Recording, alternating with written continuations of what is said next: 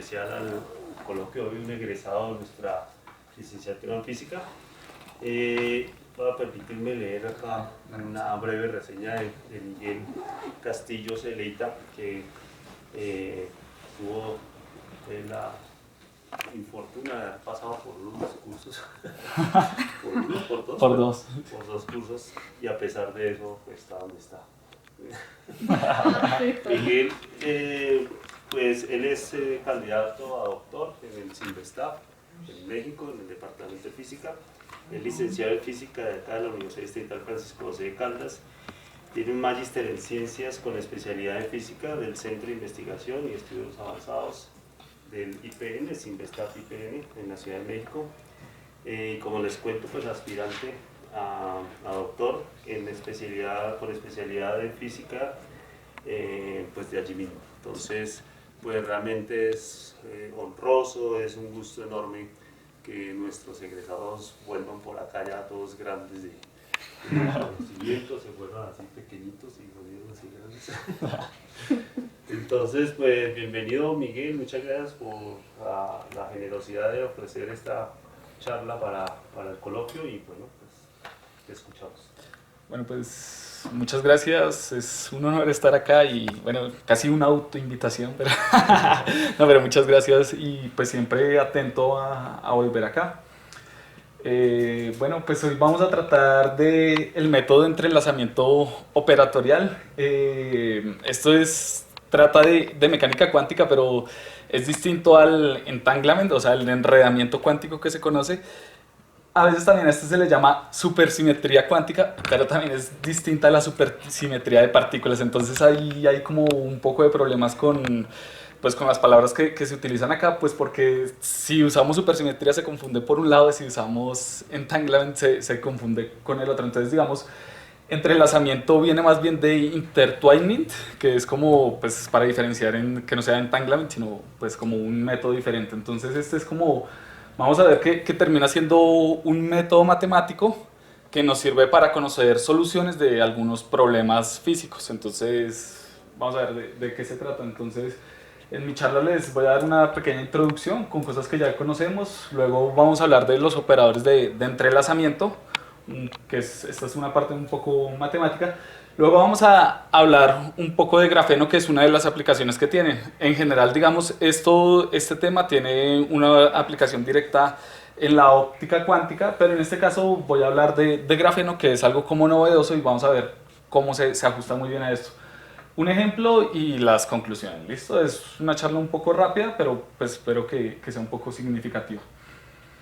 Entonces, comencemos con lo que... pues, ya la mayoría conoce de los cursos de mecánica cuántica, que digamos por ejemplo tenemos un hamiltoniano de Schrödinger y siempre el ejemplo típico, el ejemplo que nos sirve para testear cualquier teoría, cualquier cosa que se haga, pues es el oscilador armónico, ¿no? Si no sirve con el oscilador armónico es mejor desechar lo que se haga.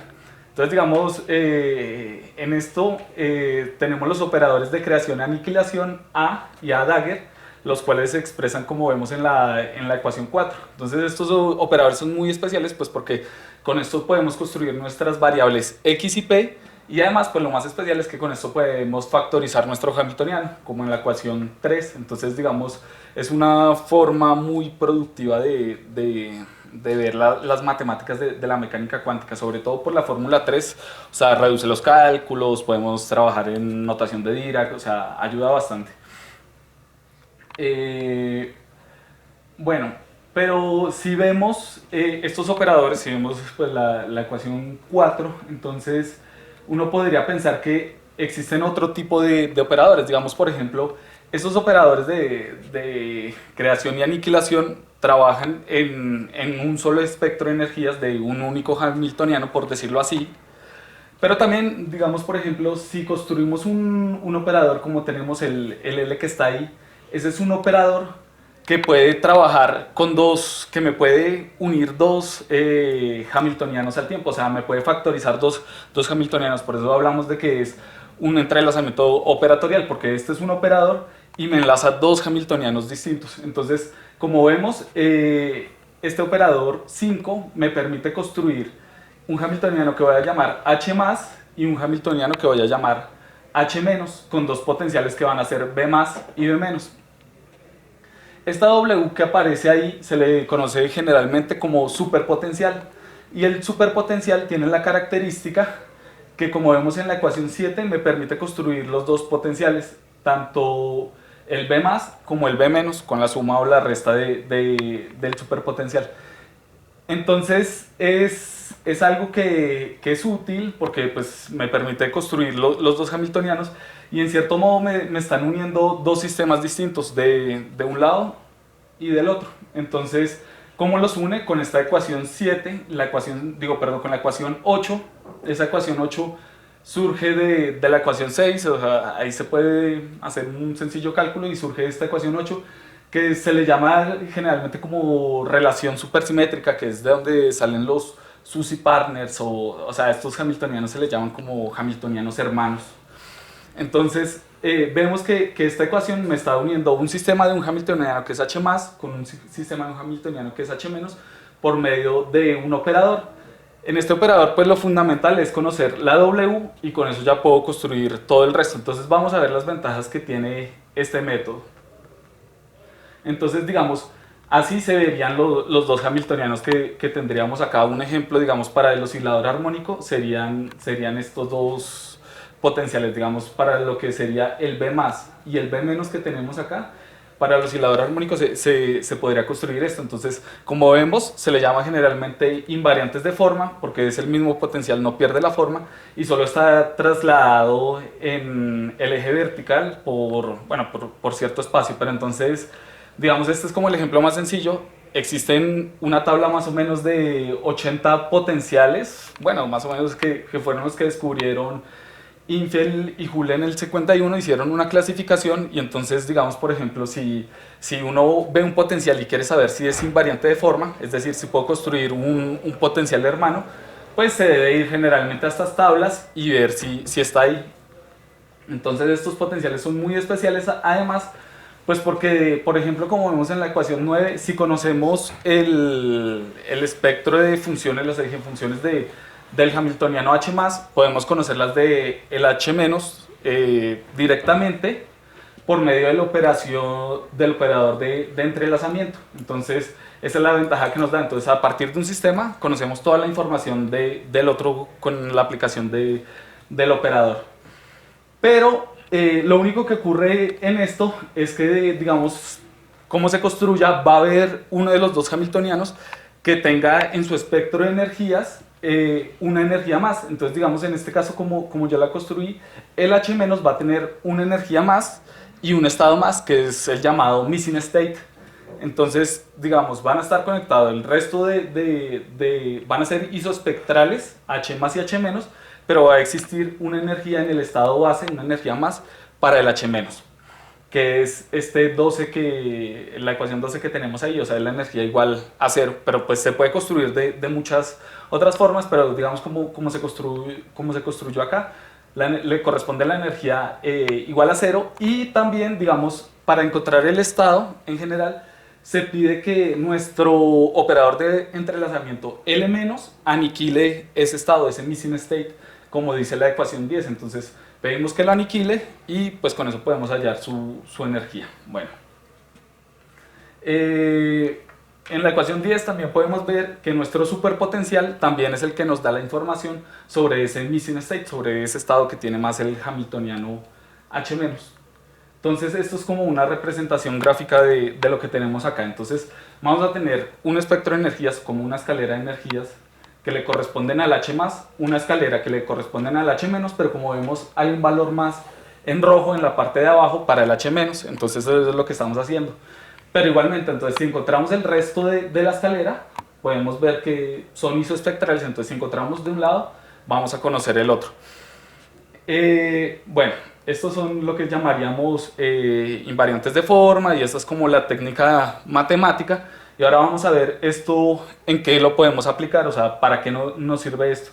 Entonces, en el 2004 hubo como una revolución por el aislamiento del grafeno, el aislamiento en el laboratorio, Entonces todo el mundo comenzó a hacer pues tanto trabajo experimental como teórico del grafeno. Entonces el grafeno, pues como lo vemos acá, es como uno de los hermanos de los fullerenos o los nanotubos de carbono, pero pues es muy especial porque se habla que es un material 2D, ¿no? Una capa en dos dimensiones, o sea, pues que es como si fuera una hoja muy delgadita de un arreglo de átomos de carbono, ¿no? Entonces es un material muy especial igual que los nanotubos, igual que el resto, pero pues este ha tenido bastante estudio.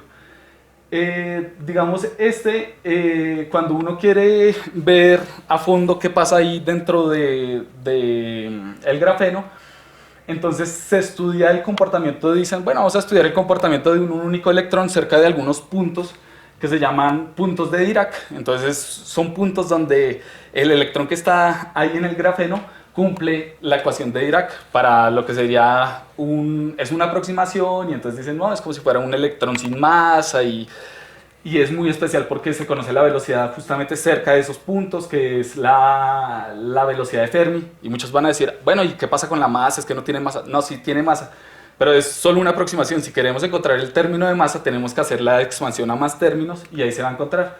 Pero digamos con la ecuación 13, con la ecuación de Dirac, es muy fácil conocer el comportamiento. Este es el comportamiento real que tiene un electrón en una capa de grafeno en esos puntos. Luego de que se encuentra ese material, pues siempre que se encuentra un material nuevo, yo creo que todo lo que la gente hace siempre es ponerle un campo eléctrico y un campo magnético para ver cómo se cómo se comporta. Entonces, digamos, con el campo magnético es muy sencillo. Vemos que cumple la ecuación 14, entonces que podemos describir el electrón en la capa de grafeno por medio del hamiltoniano de la ecuación 14, que sigue siendo la ecuación de Dirac, en donde, bueno, ahí este sigma que aparece son las matrices de Pauli, y digamos podemos describir el comportamiento únicamente con el vector potencial magnético A, y este se va a relacionar con el campo magnético que estamos aplicando por medio del rotacional 15. Entonces tenemos una capa y perpendicularmente le aplicamos un campo magnético. Entonces eso es lo que estamos haciendo ahí, y vamos a ver entonces qué pasa con ese electrón. Entonces, digamos, generalmente si uno tiene un hamiltoniano, uno lo que quiere encontrar es sus autoestados y sus energías, ¿no? Sus autovalores. Para este caso, si hay alguna pregunta, pueden igual interrumpirme. Para este caso, entonces, como vemos acá, esta ecuación es la ecuación de Dirac, y específicamente la ecuación de Dirac-Weil. Es una ecuación que, como involucra las matrices de Pauli, su solución va a ser un espinor, es decir, un vector de dos entradas, como tenemos ahí en la ecuación 17. Explícitamente la ecuación se ve como en esta última parte. Esta última parte de ahí ya, digamos, hemos agarrado esta solución 17, la metemos en la ecuación y vemos que sale esto. Y entonces, digamos, este Euler-Alaïca-Y es un truco para que, digamos, una ecuación que es en dos dimensiones se reduzca a una ecuación unidimensional. Ahora lo importante ahí es, bueno, decimos, esta es la ecuación de Dirac, necesitamos resolverla, tenemos que desacoplarla necesariamente. Entonces, o sea, cuando hacemos este producto ahí de lo que se ve, va a surgir que tenemos que desacoplar las ecuaciones. Si vemos la ecuación de Dirac, está el momento que es una ecuación diferencial de primer orden, pero cuando desacoplamos nacen dos ecuaciones diferenciales de Schrödinger de segundo orden, como vemos acá. Entonces, digamos, de desacoplar la ecuación 18, llegamos a la ecuación 19, y entonces vemos que estos son dos ecuaciones de Schrödinger, y que, digamos, el potencial que está acá de esta ecuación de Schrödinger, el 20, lo podemos reescribir. Hacemos un cambio de variable y decimos, vamos a decir que W sea esta parte que está acá elevada al cuadrado, y si diferenciamos, entonces me va a quedar que B más va a ser W cuadrado más W', y B menos va a ser W cuadrado menos W'. Entonces, digamos, esta parte del grafeno conectó, o sea, directamente con lo que se conocía de invariantes de forma. Esto ya se conocía desde el 51 y tuvo aplicaciones ahorita en el 2004, en el 2009 se escribió el artículo referente a esto, de que se podía, o sea, describir el comportamiento del electrón en el grafeno por medio de los invariantes de forma que ya se conocían. Entonces fue una conexión natural y pienso que es algo pues que está muy bien porque surge de una forma sin tener que meter nada a mano, ¿no? Y en este caso se ve que el superpotencial, esta W que tenemos acá, se conecta con el campo magnético por medio de la derivada, ¿no?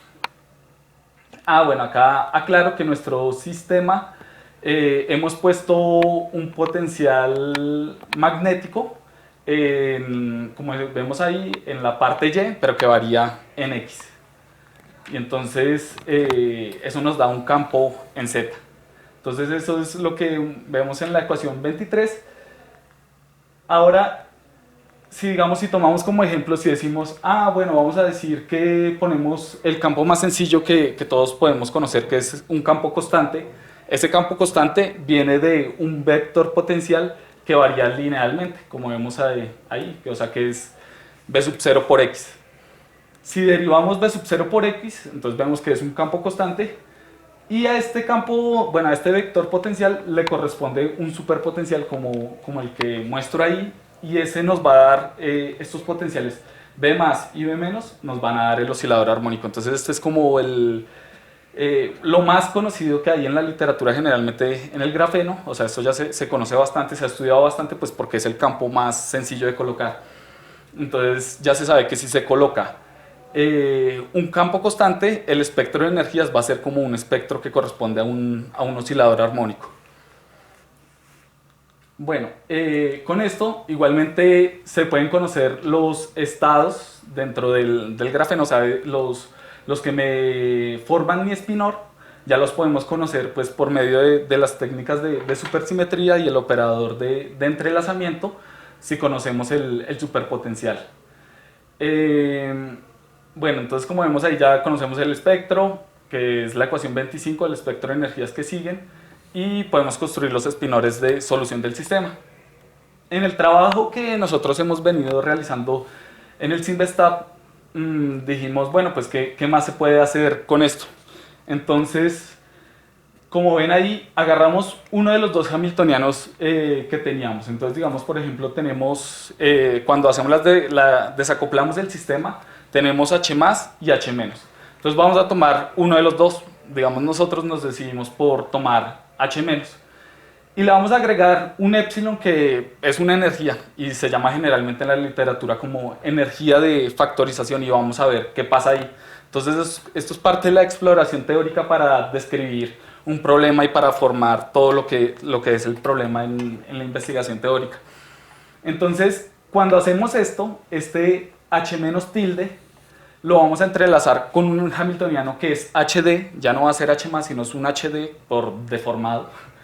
Entonces, y vamos a tener que entrelazarlo con un operador de entrelazamiento LD como el que tenemos ahí, en donde también vamos a tener que descubrir este LD, y lo que vamos a tener que conocer específicamente para construir el operador de entrelazamiento es conocer el superpotencial para este caso. Entonces, en este caso, tenemos que construir un nuevo sistema a partir de un viejo sistema, y digamos, esta es algo muy útil porque a partir de un sistema que ya es muy conocido, que es el H-, por decirlo así, partimos de un sistema, de un hamiltoniano que conocemos todas sus propiedades, vamos a poder encontrar la solución analítica y todas las propiedades de un hamiltoniano HD nuevo, que en realidad no es tan sencillo, digamos, generalmente se puede formar bastante. Entonces, le vamos a pedir al operador de entrelazamiento que me factorice los dos, como vemos en la parte de abajo, que me factorice los dos hamiltonianos. Y entonces, digamos, esto es como gráficamente lo que se hace. Tenemos los dos invariantes de forma. Vamos a deshacernos, vamos a escoger uno y nos deshacemos del otro. Entonces, digamos, como muestro ahí, escogemos el hamiltoniano que corresponde a H menos y le sumo una pequeña energía. Bueno, ahí digamos se la resto, pero el epsilon es menor que 0. Entonces le resto una pequeña energía, lo cual me hace subir mi espectro de energías. A partir de ese nuevo espectro, construyo un nuevo hamiltoniano que vamos a llamar HD, y al que le corresponde el espectro de energías ED, que va a ser isoespectral, excepto por un missing state. Entonces a ese le vamos a construir un missing state. Acá en este caso, digamos, por ejemplo, el epsilon puede tener cualquier valor, puede ser muy grande, muy pequeño, y según eso, pues entre el primer y segundo nivel va a haber pues un gap de energía, que eso va a corresponder entonces cuánto le cuesta al electrón pues digamos estar entre las subceldas de la red de grafeno. Bueno, acá nuevamente para conocer nuestro operador de entrelazamiento, perdón, ahí viste, para conocer nuestro operador de entrelazamiento tenemos que resolver lo que llamamos la ecuación de Riccati. Esta surge naturalmente de nuestra relación SUSY que hablábamos al principio, pues de la que construimos al principio. Y entonces esta ecuación de Riccati, que es la 30, la que está en el cuadro, esta ecuación de Riccati va a estar relacionada con el potencial del viejo sistema, o sea, con el B- o B- tilde, y me va a dar la información del nuevo sistema. Y además, conociendo, pues ya solucionando esa ecuación, vamos a poder construir el nuevo potencial para el nuevo sistema. Bueno, digamos como vemos acá, entonces es un método muy útil porque entonces a partir del viejo sistema, como vemos ahí, digamos por ejemplo en la ecuación 32, digamos, vamos a poder conocer las eigenfunciones únicamente con el operador de entrelazamiento. Entonces vamos a poder solucionar un sistema en el que el potencial tal vez no es tan sencillo, pero que a partir de un viejo sistema vamos a poder conocer sus soluciones y además poder conocer su espectro de energías, pues porque el espectro de energías va a ser igual, únicamente desplazado en una cantidad epsilon. Entonces, digamos, este es el espectro de energías para el nuevo sistema, pues que es el que he nombrado antes. Bueno, digamos, por ejemplo, la aplicación directa, y pues como les dije siempre, es el oscilador armónico. Entonces, para el oscilador armónico, como venía hablando antes, escogemos un potencial vector que varíe linealmente con x. A partir de eso, pues vamos a construir nuestros dos potenciales invariantes de forma, que son B más y B menos, y vamos a escoger uno. Digamos, para estos que son invariantes de forma, les corresponde el superpotencial Wx. Pero recordemos que este no nos va a servir si vamos a construir un nuevo sistema, un sistema que no conocemos todavía. Ahora, entonces escogemos el H-, que le va a corresponder el B-, como vemos acá en la ecuación 35.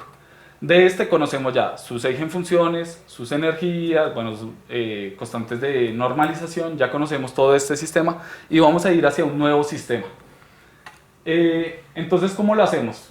Recordamos, le restamos una energía, como vemos en la ecuación 37, le restamos un epsilon, y luego lo que debemos hacer es construir nuestro operador de entrelazamiento para construir el nuevo sistema. Digamos, el 38 sería para el viejo sistema, pero como queremos construir un nuevo sistema, entonces el 39 es el que nos va a ayudar. Entonces, en este caso, el WD es el que tenemos que conocer, el superpotencial, y ese superpotencial, digamos, cuando uno resuelve la ecuación de Riccati y hace todo, este superpotencial es el que vemos acá, en 40. Y ese superpotencial me va a construir el potencial del nuevo sistema, del HD, del nuevo hamiltoniano HD. Y digamos, va a tener esta forma que vemos ahí en 41. Entonces, digamos, si a ustedes le presentaran esta forma del hamiltoniano, un hamiltoniano de Schrödinger con este potencial, generalmente todo el mundo diría que no tiene solución analítica. Entonces, pero entonces, digamos, este método es muy útil porque entonces, digamos, para estos sistemas que parecen muy complejos, este tiene las mismas energías del oscilador armónico que todo el mundo conoce, pero únicamente están desplazadas, y tiene las mismas funciones, excepto por un missing state, pero tiene las mismas funciones del oscilador armónico. O sea, con el oscilador armónico, con este W que tenemos acá, tenemos la solución para el BD, para todo el espectro. Entonces es un método bastante poderoso porque construye nuevas familias de potenciales. Digamos, esta es la parte más importante de todo lo que se ha dicho acá. O sea, que a partir de un viejo sistema se puede construir nuevos sistemas que parecen muy complicados, pero que tienen solución analítica. Digamos, por ejemplo, en el Simvestab todavía se pelea en que no hay que irnos de una vez a los métodos computacionales, sino que hay que revisar un poco más en la literatura. Entonces, digamos, generalmente lo que se debe hacer es revisar las tablas de Infel y Hull, de todos los potenciales que existen ahí, que son muchísimos. Si ya no está, ver si se puede deformar y lo podemos encontrar acá, y si no, pues ya ahí sí ir a los métodos numéricos. Entonces, digamos, por ejemplo, cuando hacemos esta deformación, estos dos potenciales que tenemos acá son hermanos. Entonces, digamos, por ejemplo, como vemos en azul oscuro, como lo ven ahí, está el oscilador armónico. Y este es hermano y tiene las mismas energías del otro que está deformado ahí, que ese es muy parecido al potencial Higgs o al sombrero mexicano, como lo llaman algunas veces, que es más o menos un potencial de cuarto orden. Digamos, cuando uno resuelve acá estas hipergeométricas que aparecen ahí, esas F11, deben ser más o menos algo de cuarto orden. Entonces vemos que tienen el mismo espectro de energías, que generalmente es lo que le interesa a todo el mundo. O sea, ¿qué pasa con las energías? No, tiene el mismo espectro de energías.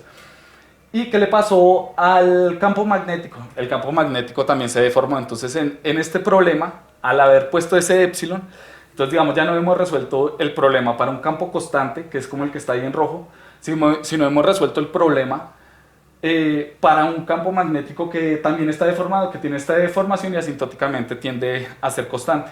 Ese campo magnético se va a relacionar con el campo magnético original, como vemos en la ecuación 42. Entonces, con eso ya hemos resuelto el problema. Entonces, digamos, si uno encontrara un campo magnético, o sea, real, que tuviera esta forma de 42, uno podría decir, ah, no, ese yo ya conozco su espectro de energías y sus eigenfunciones son las mismas que las del oscilador armónico, pero sus energías están desplazadas.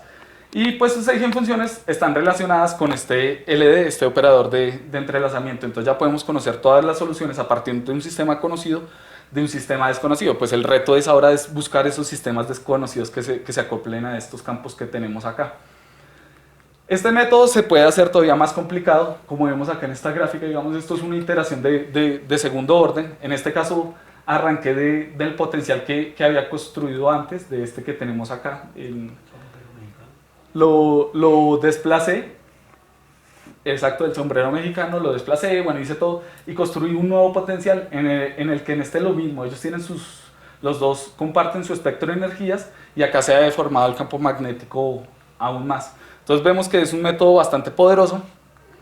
El reto, bueno, o sea, ya se sabe que acá se construyen nuevas familias de potenciales, de campos magnéticos. El reto es conectarlo pues con algo en la realidad. Si alguien de pronto conoce un campo magnético o la forma de aplicarlo y ver que está conectado con esto acá sería algo pues bastante bueno. Digamos, con este tema también, conociendo las eigenfunciones, hemos podido sacar las distribuciones de probabilidad y de corriente. Y en próximos trabajos se espera introducir el campo eléctrico. Digamos, ese es un trabajo que espero que más o menos salga en el próximo mes, en donde hemos colocado el campo eléctrico, que hace más complicado el problema porque hay que diagonalizar la matriz y bueno, cosas por el estilo. ¿Alguien que quiera saber más del tema? Está, bueno, digamos, por ejemplo, en el primero de estos dos artículos que coloco acá, el primero es algo de de algunos estados coherentes que trabajamos en el SIMBESTAP, y el segundo sí se refiere más o menos a lo que he estado exponiendo acá de una forma un poco más técnica, hasta iteraciones de n orden. Entonces, alguien que quiera saber más del tema, ahí está. Voy a mostrar un poco de lo que es el grupo de trabajo allá en el SIMBESTAP, por si a alguien de pronto le interesa. Entonces, digamos, acá en el A es Bogdan Mielnik. Él acabó de morir este año, pero es alguien muy importante porque fue como el primer graduado de maestría del SIMBESTAP y estaba en el grupo de física matemáticas, que es al que pertenezco. El B es mi asesor, David Fernández. Él trabaja cosas de supersimetría cuántica, estados coherentes, bueno, óptica cuántica. El C es una persona que se ve que la investigación va a estar bastante recargada en él en los próximos años, ahí en la parte del SIMBESTAP. Trabaja con Leonard Ulf, que es un alemán que trabaja en el Instituto Weizmann. Hace cosas de óptica cuántica, pero con relatividad general, que están unidas ahí con tópicos de relatividad general bastante interesante. O sea, hay una persona bastante inteligente, con sangre nueva, y es el que está como ahorita jalando bastante al grupo. La D es una persona que está en Canadá, colaboradora más o menos colaboradora del grupo ahí en el SIMBESTAP. Se llama Veronique, está en Montreal. L es una persona que está en Valladolid, es Luis Miguel Nieto, también maneja estos temas, entonces digamos acá doy una panorámica que en México no es el único lugar, sino que hay bastantes lugares en el mundo en donde estamos, bueno, enfocados en estos temas de supersimetría cuántica y estados coherentes. Y el F es Vít Jakubski, que es una persona que también trabaja estos temas y está en República Checa y está pues, también muy activo en todo esto de grafeno y materiales 2D. Entonces este es como algo de lo que está formado el grupo y otras personas que trabajan por fuera del Simvestab. Bueno, estas son referencias de la parte de grafeno, pero digamos las referencias que más me interesan, si alguien quiere saber de lo básico, el primer artículo es de grafeno, el segundo es de la técnica de supersimetría, no, perdón, el segundo también es de grafeno pero deformado, y el tercero sí es la técnica que acabé de mostrar un poquito más paso a paso. Entonces, pues creo que es todo por hoy y pues espero les haya gustado. Muchas gracias, Miguel, por esta charla interesante. Es un poquito densa para los que no somos expertos en el tema, pero bueno, tenemos espacio suficiente para preguntas. No importa la pregunta, puedo volverme a explicar lo que necesite. Bueno, pues sí. Quería ver, cuando usted se refería, bueno, yo sé de que mi cantantes tienen que tener un poquito más de paciencia porque pues no soy tan bravo en eso. Digamos que cuando usted decía que se corre la, ¿cómo se llama eso? Usted lo dijo, bueno, no lo dijo. Que era algo viejo, pero que usted lo utilizaba para cosas nuevas. Usted decía que si se comparaba, digamos, la función, creo que era. ¿Las funciones de onda? Se corría o algo así, se desplazaban, creo que era aquí, ¿no? Mm. Cuando se decía, El espectro de energía sí se cuando usted decía se desplazaban superior, o sea, significa que tenían una mayor energía potencial o algo así. Exacto, bueno, sí, en cierto modo, sí. Es que digamos, por ejemplo, cuando tienes tu hamiltoniano, digamos, de la ecuación de Schrödinger, generalmente lo ideal es calcular los eigenvalores, ¿no? Sabemos que H igual a por phi igual a E por phi, o sea, digamos de... La de Schrödinger. Sí, exacto. Digamos de esta parte, Ah, a ver, de acá, del inicio, digamos, de esta primera ecuación.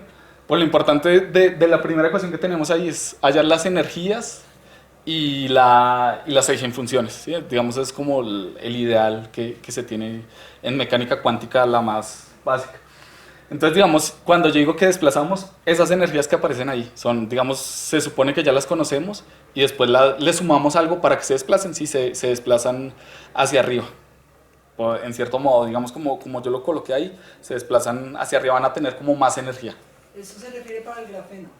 Sí, para el espectro de energías que está ahí en un electrón en el grafeno. Se puede encontrar. Ajá, sí, sí. Y hay se pudiera. aplicaciones técnicas que se podría traducir. En el espectro de energías o... Sí, o sea, digamos, bueno, para un ingeniero químico en materiales o algo así, ¿qué podría hacer con ese tipo de materiales? Bueno, digamos, por ejemplo, ese es el reto, encontrar un espectro, bueno, primero poder medirlo, el espectro de energías, o sea, la cosa es cómo medimos esas energías.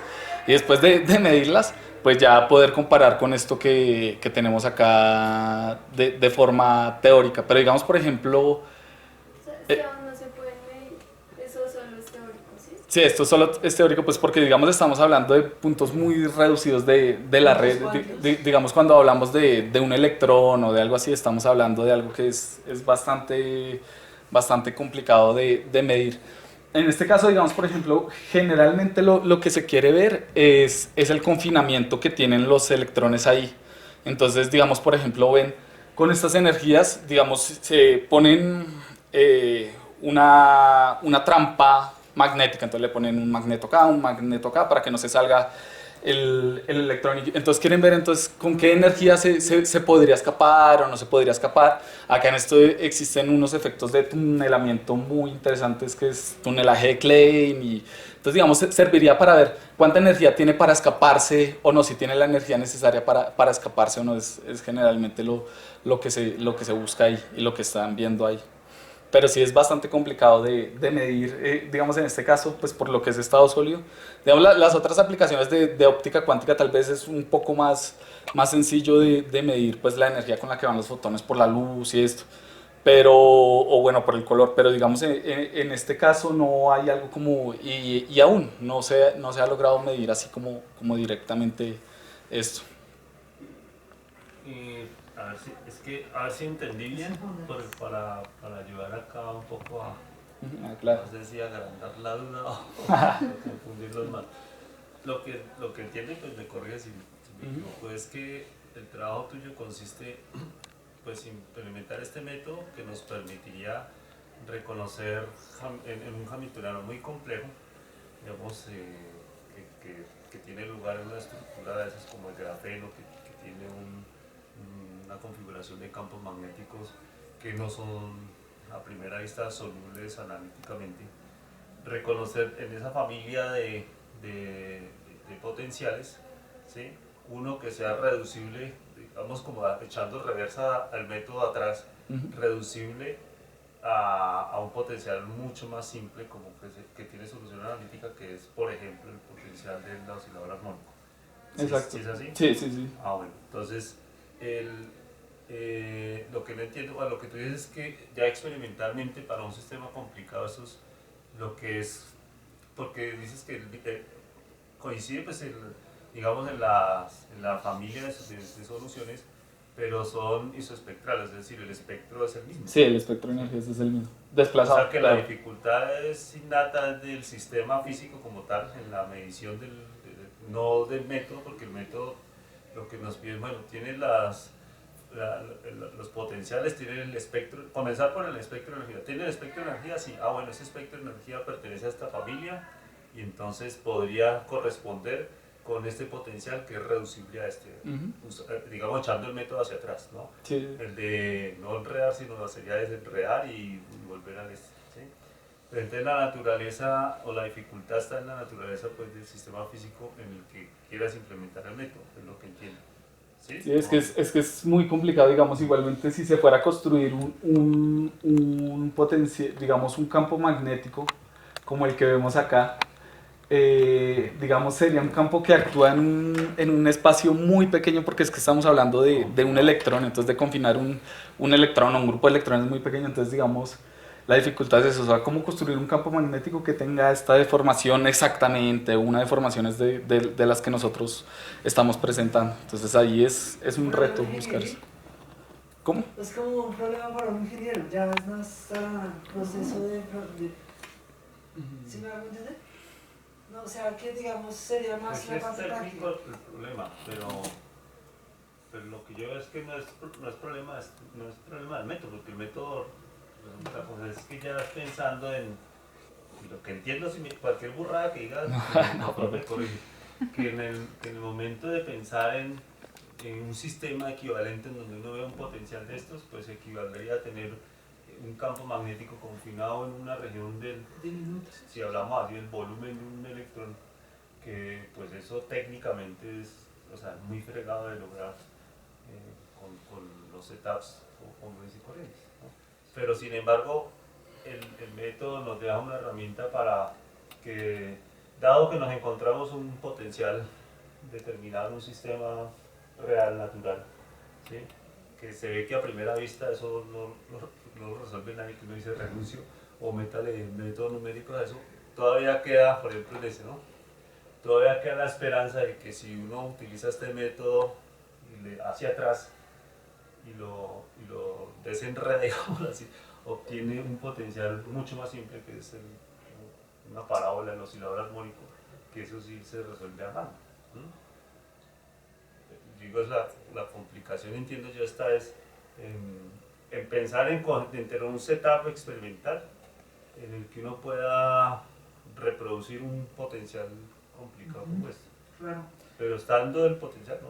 Digamos, por ejemplo, en la parte de óptica cuántica, estos, digamos, sí existen estos SUSY partners, lo llaman así, o sea, que nace esta familia de potenciales, porque ahí el índice de refracción del sistema es menos el potencial.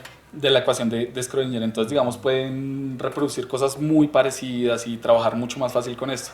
Digamos, acá lo que se está haciendo es como decir, oigan, mírennos, o sea, no solo sirve en esto, también, digamos, se puede utilizar en otras cosas y que la gente lo comience a usar, o sea, que nunca se vayan directamente a los métodos numéricos, sino vean que también hay veces soluciones analíticas que a un problema que tal vez parece mucho más complicado. O sea, que todavía hay mucho por hacer, ¿sí? Muchísimo. Pues es que sí, hay que explorar más problemas. Digamos, por ejemplo, he visto que en la cosa de oscilaciones de neutrinos, hay, digamos, circuitos CRL que cuánticamente tienen potenciales que se pueden todavía deformar. Entonces hay que seguir explorando de pronto algo que sí tenga que sí lo podamos medir. Entonces siempre hay que seguir buscando. Pero si no, la parte de óptica cuántica, eso sí está llena. Por fortuna, porque le quedan 2 años de doctorado más o menos y entonces él tiene que tener trabajo. Al menos 2 años. Sí. Bueno, ¿más preguntas? Bueno, pues sí.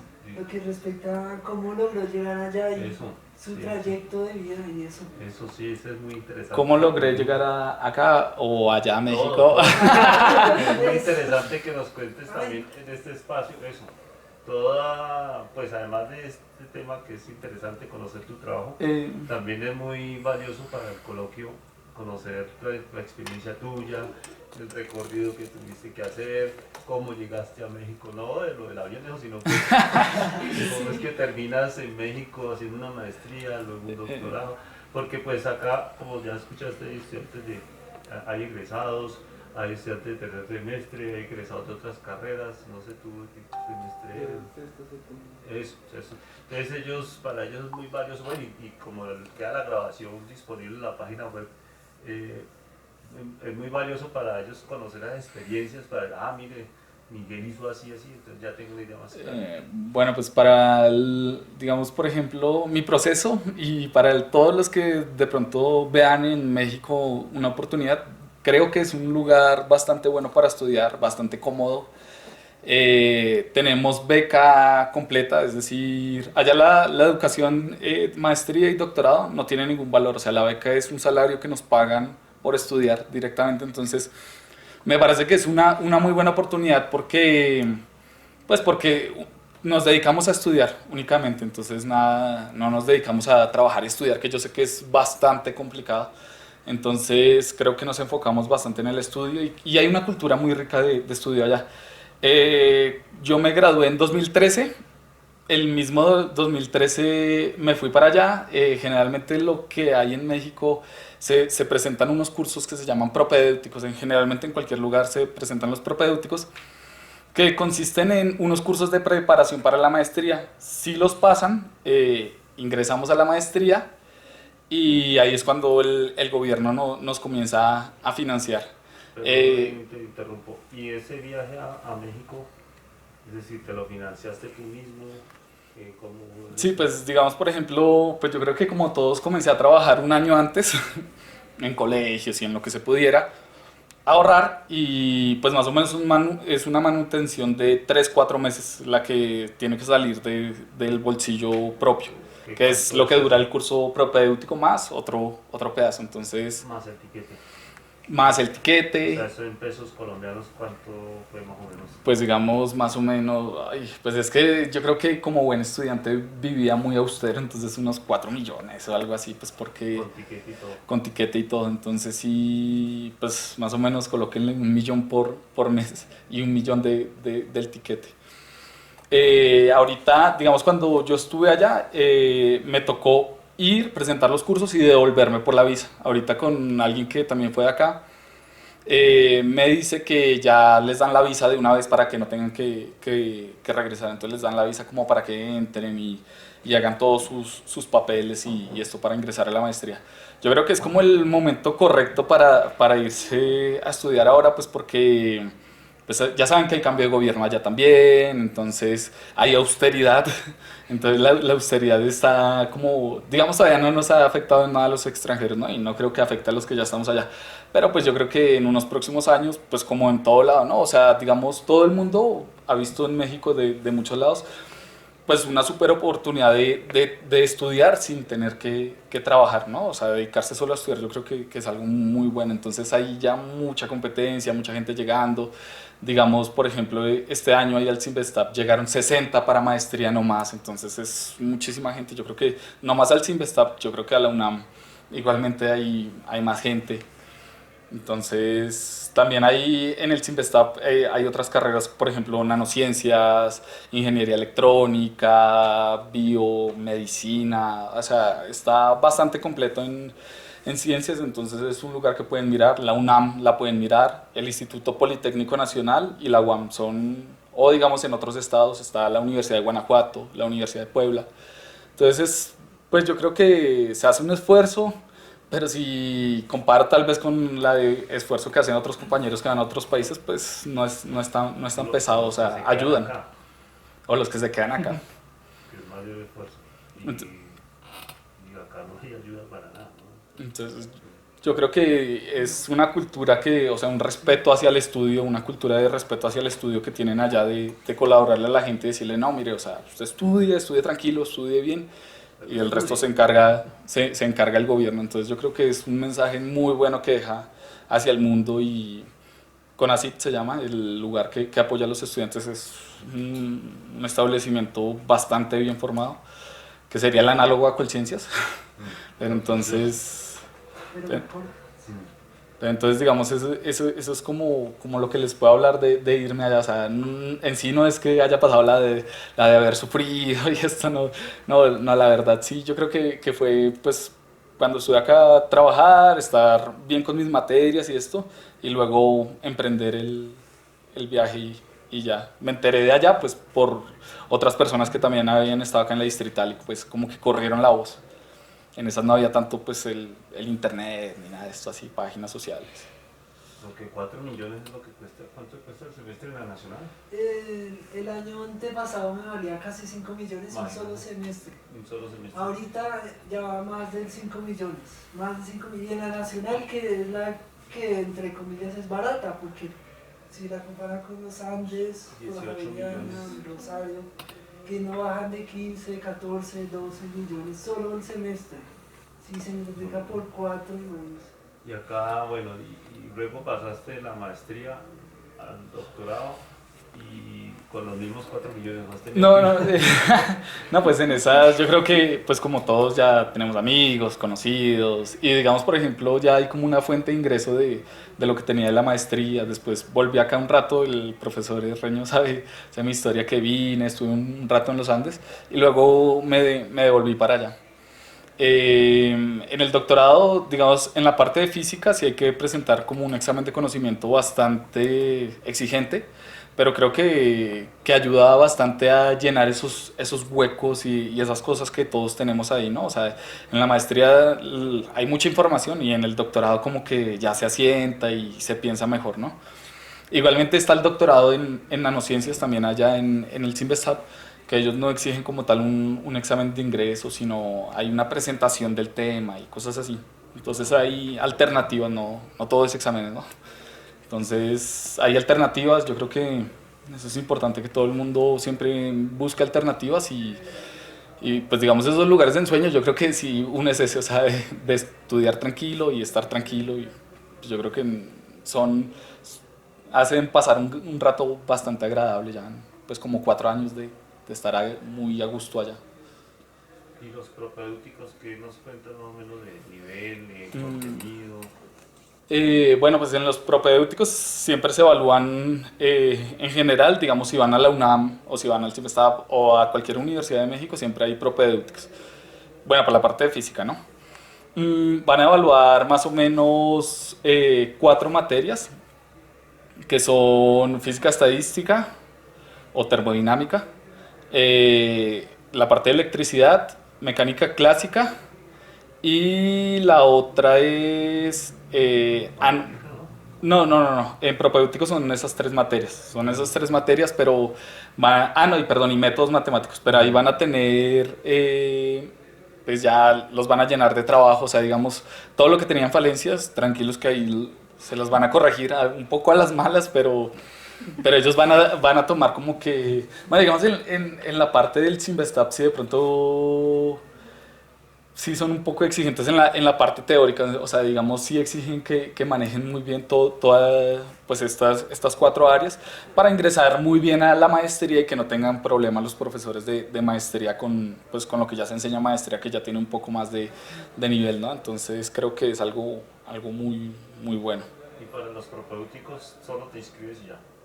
O sea, Sí, digamos, por ejemplo, en el tiempo que yo estuve, hay un profesor en la Nacional, es de apellido Gallo, si no estoy mal. Él es profesor emérito allá del Simvestab y todo eso. Jairo Giraldo Gallo. Sí, pero trabaja ahí en la Nacional. Y entonces él está muy conectado con ellos y entonces si uno quiere presentar, digamos, se presenta el examen como de ingreso allá, siempre hay un examen. Entonces él nos cuida mientras que uno realiza el examen de propedéuticos, luego lo escanea y lo envía allá a México y ya le devuelven los resultados. Si uno tiene notas por encima de 8 o de 9 creo, ya entra sin propedéuticos, pero creo que es un poco complicado. O sea, así de las personas que he conocido, solo dos, bueno, y pues menos mal son colombianos, entonces creo que hay otros colombianos que están haciendo un muy buen papel allá en México. Dos colombianos pasaron sin necesidad de propedéuticos. Los conocemos. Sí, dos de la Universidad de Antioquia, muy, muy buenos. Sí, yo conocí a un estudiante de la Universidad de Antioquia cuando hubo ese coloquio de los, ¿cómo se llama eso? Bueno, ya no me acuerdo cómo se llama. El muchacho decía que la Universidad de Antioquia se preparaba muy muy bien en la parte teórica de matemática, que eso, eran muy buenos para eso. Pues sí, yo creo que debe ser ese nivel. Bueno, entonces, si pasas el examen, listo, entra a la maestría y no tienes que dar propedéuticos. Sí, exacto. Entonces, Sí, ¿no? Entonces, los propedéuticos y te toca ir allá. y pasar los propedéuticos. Entonces también hay notas de igual 3 exámenes, tareas semanal. Soy un semestre. No, son 3 meses. De 3 meses. De 3 meses. Tareas semanal de más o menos 10 o 15 puntos, todas las tareas, todas las semanas. Y esa es como la parte más difícil. Y ya después de eso, pues si aprueba, ahí sí ya pasa la maestría y ahí ya pasan de 10 a 15 puntos a 20 o 30 puntos a la semana. Entonces es mucha tarea, es mucha cosa, pero creo que si a alguien le apasiona la física y le gusta la física, o sea, está bastante bien y queda preparado para, digamos, mucha gente va a hacer la maestría allá y luego ya busca oportunidades en otro lado, entonces pues es también factible prepararse allá. Bueno, y México tiene la enorme ventaja del idioma que pues es en español y la maestría es en español y los cursos en doctorado también tienes que tomar crédito. Pues digamos, por ejemplo, en doctorado son 2 optativas las que se toma.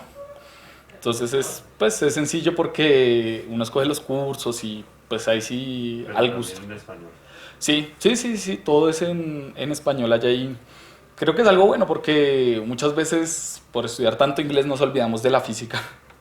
Entonces, o sea, pero igualmente pues se exige y yo creo que un acierto del Simvestab exige que sus estudiantes estén publicando, por lo menos que saquen 1 o 2 papers mientras que se está allá. Entonces es algo bueno porque ahí como que se prepara, además digamos, México tiene la ayuda en doctorado y en maestría permite hacer estancias en otros lugares del mundo. Entonces, si uno está ahí y consigue pues un contacto o algo así, igual uno se presenta para una beca con la cual uno puede viajar, quedarse 3, 4 meses por fuera y luego volver.